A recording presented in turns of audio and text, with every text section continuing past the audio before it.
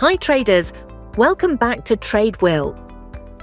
Today we are going to take a look at one of the simplest indicators that can help you to determine the market trend. Let's go! So we are going to talk about MACD, or Moving Average Convergence Divergence.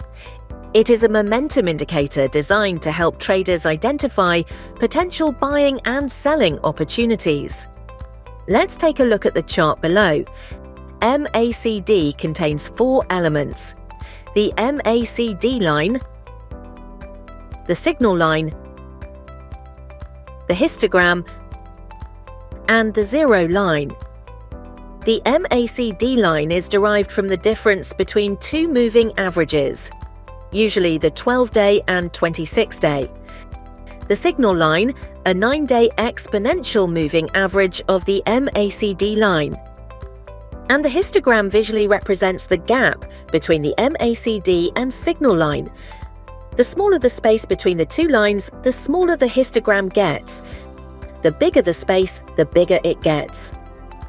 Now, how does MACD indicator help us to see the trend?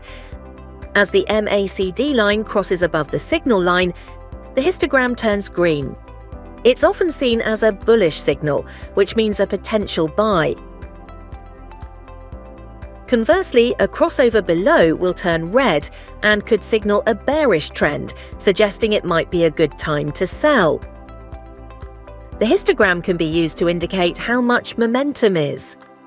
If it's getting bigger, there's an increase in momentum, and there's a decrease when the histogram is getting smaller. But remember, you need also to check if the cross happens below the zero line. Then you can open buy position. If it happens above the zero line, you might not want to open buy.